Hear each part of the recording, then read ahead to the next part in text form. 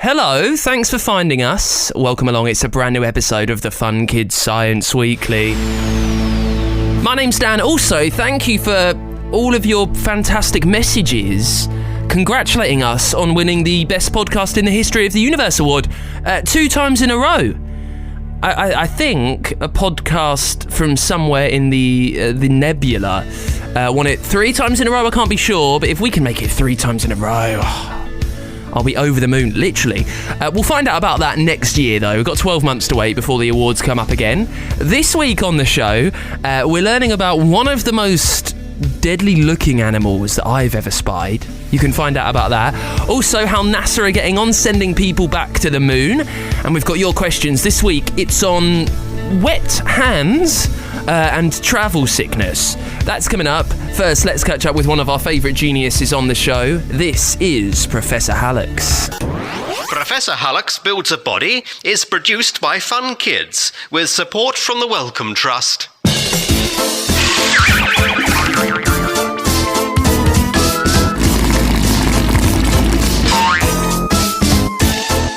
Hello again, cheeky chemists. I'm Nurse Nanobot, and it's time to join Professor Hallux again in his laboratory. Well, he calls it a laboratory. It's more like a milk float's crashed into a bread factory. What a mess! There's clouds of flour filling the place and huge washing up bowls full of beakers and test tubes, and there are books all over the place. Some of them look like recipe books, and I think I can smell something cooking. Smells like curry. Brainbox Professor Hallux is attempting to build his very own human body, full of all those gory but very important bits. Let's find out what he's up to today. Something to do with the cooking, perhaps? Hi there, and welcome back to my lab. Yes, nurse. As always, you've hit the nail right on the head. I'm adding a tongue to my body today, so he will be able to taste things. And what better way to test it out than with a wonderfully spicy curry? Back to work. Over to you, nurse. The tongue is a sort of muscle.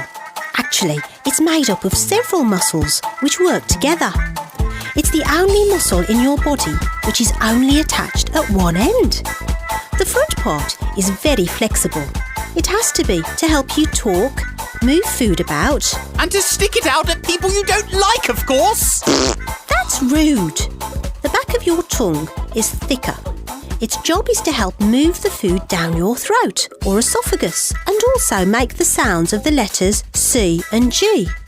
If you try to say go or cake without moving your tongue, you'll see how it wants to help. Underneath your tongue is the frenulum. It's a thin piece of tissue which keeps your tongue in place and stops you swallowing it with a gulp. I've made a lovely long tongue for my body, thin at the front and thick at the back, and here's the frenulum. But what I need now is to help this boring old tongue get fizzing with flavours. I'll be adding some papillae. Tell them, nurse. Great wee things, papillae.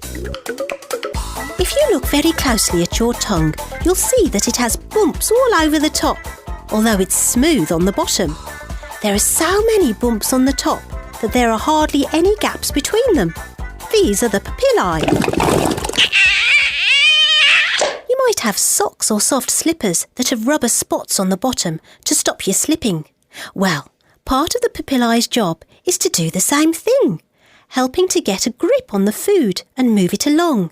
They also contain the taste buds. Taste buds can detect a wide variety of flavours, from sweet and sour through to bitter or salty flavours.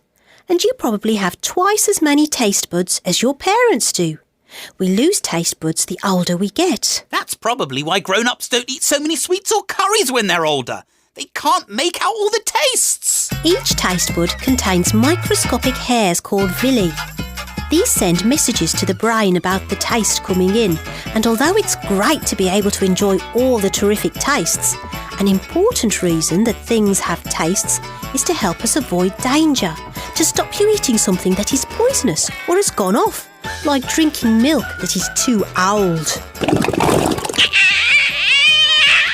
Cold things prevent the messages getting through to the brain as quickly as normal.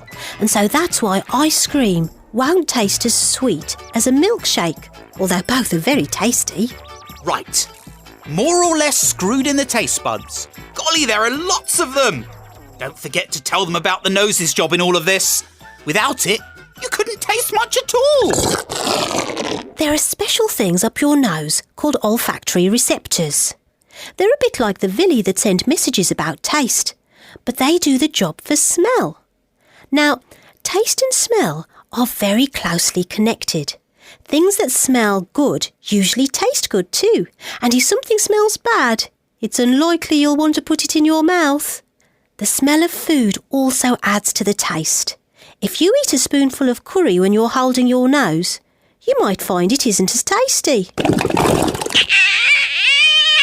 That's also why when you have a cold and your nose is blocked, food can taste bland and boring. Horrible old anatomy fact.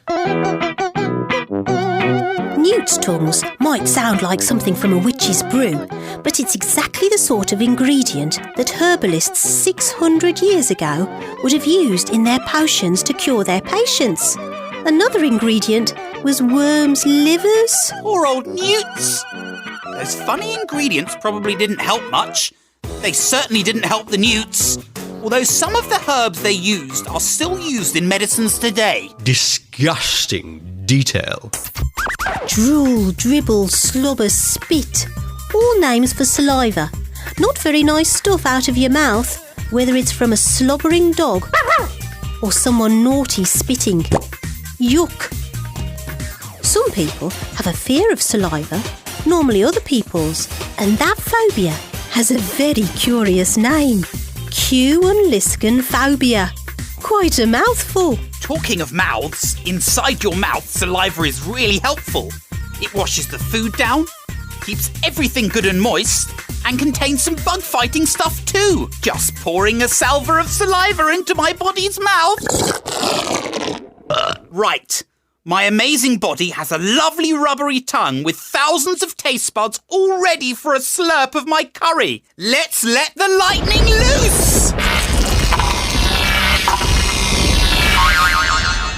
Brilliant! It's worked! I think he's hungry. Who wouldn't be with this delicious Danzak right here? That's my work done for today. Next time we'll be giving our body a set of teeth so he can get to grips with something a bit crunchier. Hope you can join us then. Professor Hallux Builds a Body is produced by Fun Kids with support from the Wellcome Trust.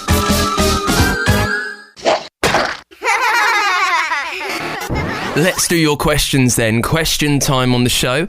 If there's anything you're thinking about with science, anything you can't get your head around, if you'd like it explained to you, let me know by leaving it as a review over on Apple Podcasts. Pramer has done that this week. Who wants to know, why does your skin get wrinkled when it's wet? Have you ever noticed that? When you've been in the pool or in the bath for quite a long time, you bring your hands out and it looks like some ancient prune has taken over your fingers. Now, your skin is covered in a thin layer of oil. It's called sebum, and it helps protect it and keeps it waterproof. But when you've been in the pool for a long time, it washes it away. Now, for a long time, people thought that your water got into the skin and puffed it up. That's why it went wrinkly, because it absorbed all the water. But now scientists think it's something to do with evolution.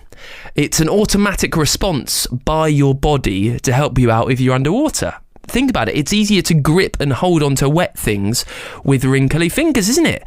That's why scientists think you get it now. Imagine it like, you know, the tyres of your mum or dad's car? They've got those grooves in it. That's tread to help stick it to the road. It's probably the same thing with your fingers, why they go wrinkly. Thank you, Pramer. This one is from Nathan, who wants to know, how do those little metal bands stop travel sickness? Have you ever seen these? Sometimes people who get sick in the car, they wear these little brass bracelets around their wrist. And they might think they help them out, but why is it? It's all about pressure points, which is the idea that you've got these little points all over your body that touch nerves. And nerves send messages to your brain. Now, the idea is that the bracelet touches a pressure point in your wrist, which knocks something called the median nerve, which interrupts the messages that are being sent between your brain and your belly, which tells them that it's sick. By hitting that nerve, it stops your brain from thinking that you're travel ill, so it can't happen. That's the idea anyway. Thank you very much for your questions. If you've got something that you'd like answered on this show next week, find the Science Weekly on Apple Podcasts and leave us a review. Leave it there. It's the Fun Kids Science Weekly. Very excited this week. I don't use this title often, but I would say it's a friend of the show. Adam Kay, hugely best-selling author, comedian, was once a doctor. He's got a brand new book out. It's called Kay's Marvellous Medicine. Adam, how are you? I'm all right. How's it going? I'm very well, thank you. I actually might have done you something bad there. I said you were once a doctor. Are you still a doctor technically? I don't really know. I don't work as a doctor, but I still say I'm a doctor when I'm trying to get like a better table at a restaurant or try and get upgraded on a flight, which doesn't work, by the way. But I still give it a go. I know that there's quite a lot of training that has to be done to become a doctor, and you have to make oaths and all of that. When you give up becoming a doctor, is it the same? Do you have to hand back the stethoscope and the gown? No, that should be part of it, because they make a big deal of it when you qualify, which is fair enough, because you have to go to university for 5 or 6 years. But yeah, maybe when you give up, you should have to, sort of cut. Like when your credit card doesn't work anymore because you've got a new one, you have to cut it up and put it in the bin. Maybe they should do that with the white coat. Exactly. I think they could be doing this a little bit grander. Now, the new book is Kay's Marvellous Medicine. We've heard from you already this year about another book that you were making. How is there so much about medicine and the body to write about, Adam?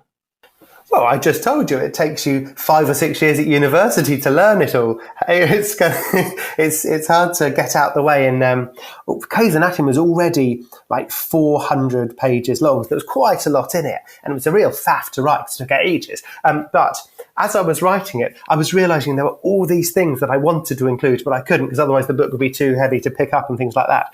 And so one of the big things that I left out of Kay's Anatomy was the history of how we understand all we understand about the body, and more importantly, how we got everything wrong, and we just sort of didn't have any idea whatsoever how it worked, like in the days before blood transfusions, where they would ask patients to drink wee or drink dog's blood instead, which obviously didn't work particularly well. And also to celebrate the amazing people who've invented the stuff that we rely on every day today, whether that's x-rays, whether that's antibiotics or vaccines, which of course are very big news at the moment.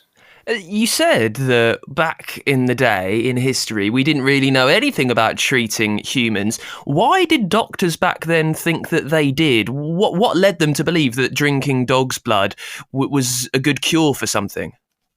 I don't know. Generally, some big important person back thousands of years ago declared something was true. And the doctors that for the following centuries never thought to say, not sure about that. That sounds a bit weird. So like in ancient Egypt, if you had toothache, they would say to put a dead mouse in your mouth.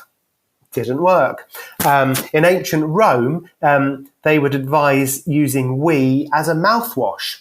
But strangely, that did work, because wee has got a substance called urea in it, which contains something called ammonia, which is actually an actual cleaning product that works. But I would advise that if you do want to use mouthwash, probably going to the chemist and getting some of the stuff off the shelf is a lot better than the old wee solution. There's quite a lot of different types of medicine through history. I mean, on the front cover, you see the skeleton of a pharaoh and his brains popping out. How did you figure out which disgusting parts of history to include in the book? I chose the stuff that made me go, ooh, or that made me go, ugh. So there was lots of stuff like that. And interesting, pharaohs and brains are really important. So when the ancient Egyptians had a king they were going to turn into a mummy or a queen or whoever, or someone important, then before they wrapped them up in toilet roll or whatever they used, cloth probably, they first of all took out all of the organs from the body. And the heart, they thought, was the most important one, so that was placed back inside the body. Things like the liver and the kidneys and the intestines, they thought were quite important, so they were put in big fancy jars that sat next to the body, so they could join the body on its journey to the afterlife, which they thought was going to happen. The brain, they thought, was literally a load of rubbish. So what they do is they just pulled it all out through the nose and then chucked it in the bin. They literally thought it was just stuffing that held the skull together. So when I read something like that, how could I not put that in the book? Because that is good knowledge that, a few thousand years ago, they didn't even think the brain did anything at all. So looking back on this, researching medicine from the past, when do you believe doctors actually started to know something smart? When were they on the right track that led us towards good medicine that we've got today, hopefully?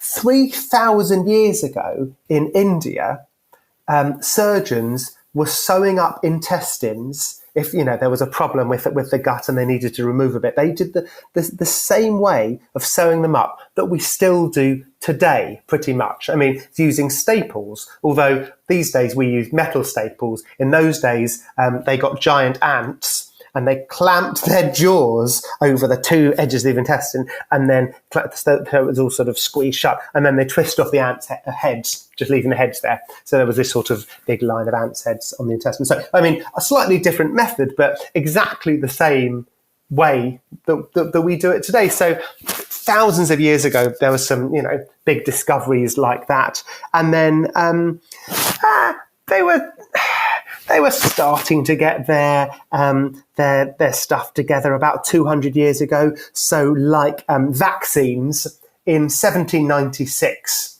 vaccines were invented by this guy called Edward Jenner.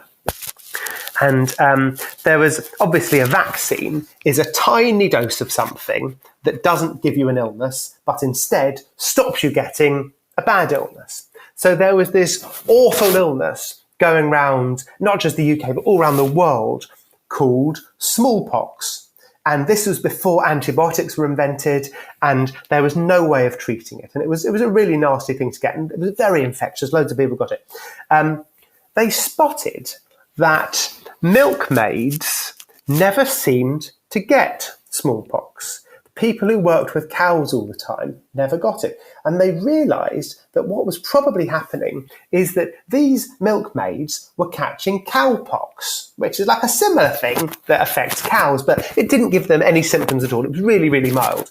So Edward Jenner went to a milkmaid who had a bit of cowpox, found a horrible pussy blister on her back, popped the blister, squeezed the pus out of it, and then injected the pus from this blister, sorry if anyone's eating breakfast or lunch at the moment, injected the pus from this blister into the son of his gardener, who was a little boy called James, and then watched as everyone else around got smallpox, but this gardener's son, James, didn't get it.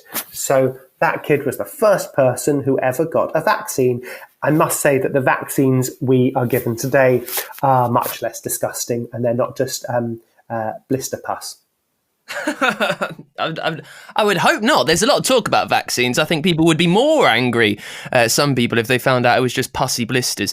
So that's about the history. It makes me think about the future of medicine, Adam, because I mean, people back then, people hundreds and hundreds of years ago, they didn't know they were barking up the wrong tree.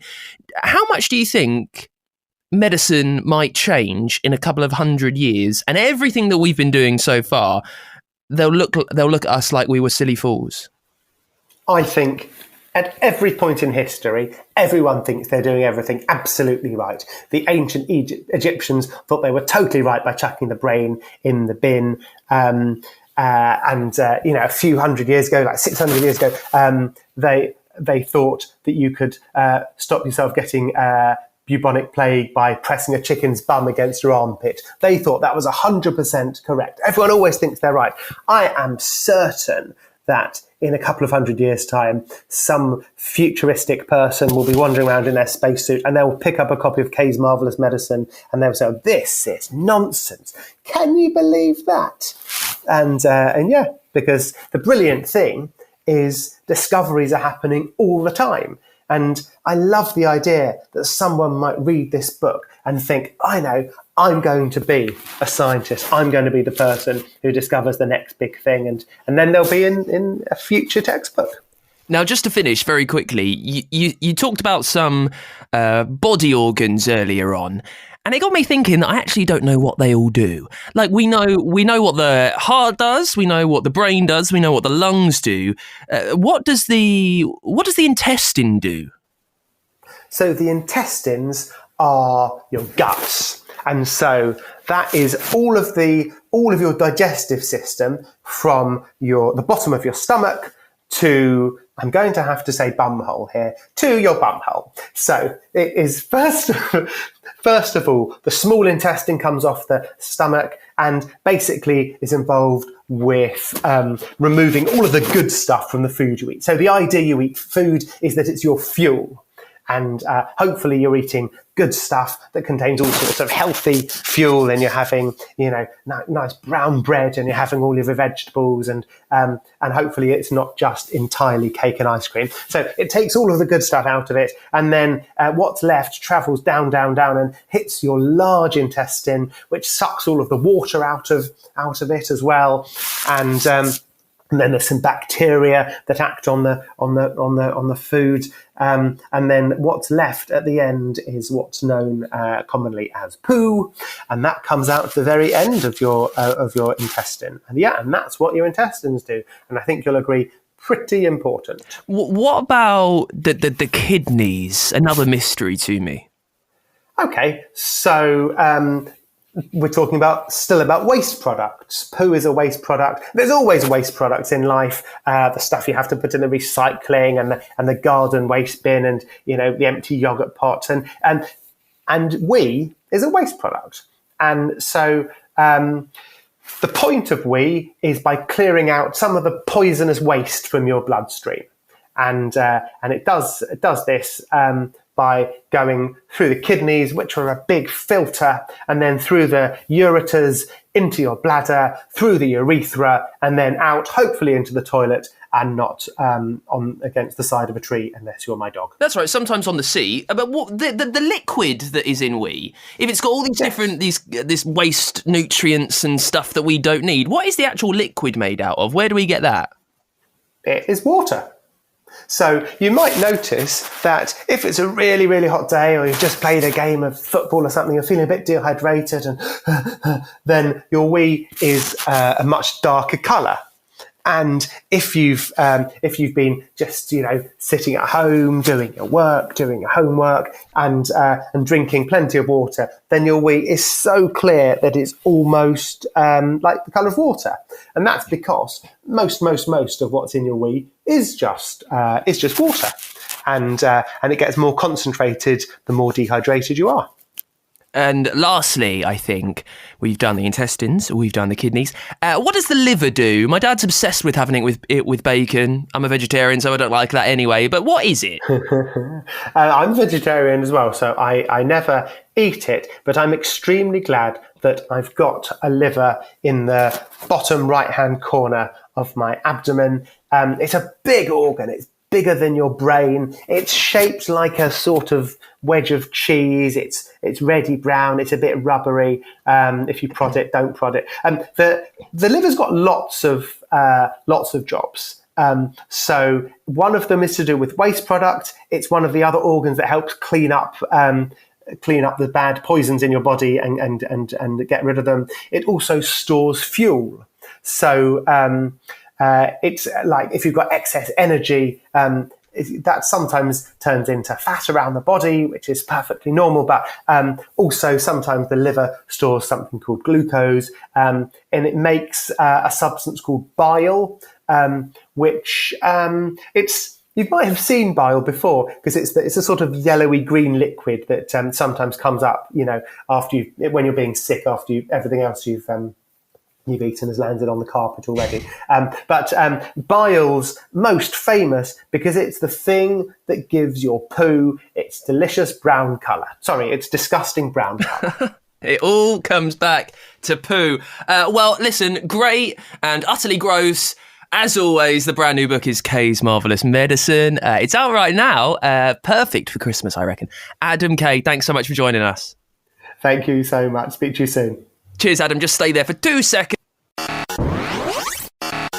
For this week's Dangerous Dan, we're looking at, I think, one of the scariest spiders ever.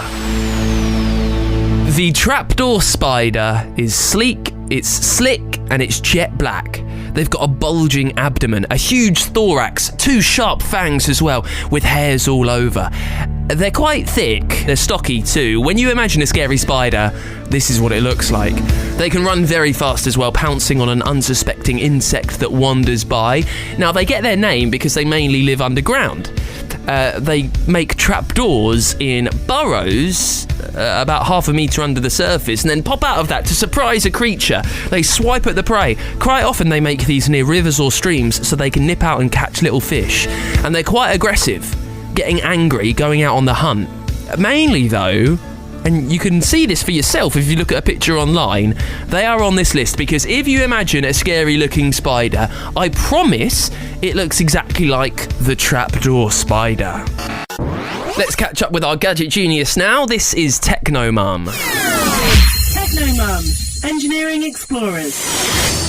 Tidying my room is so boring.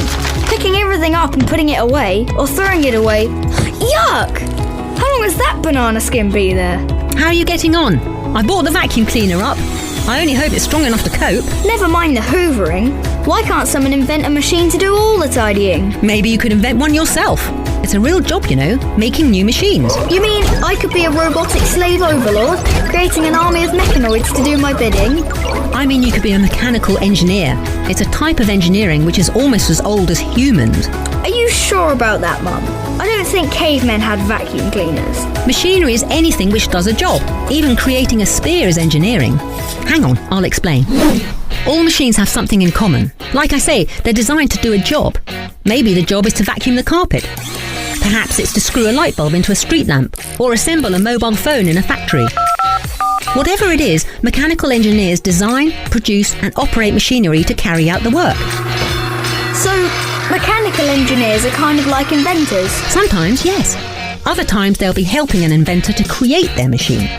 Mechanical engineers understand the science behind movement and understand the properties of different materials.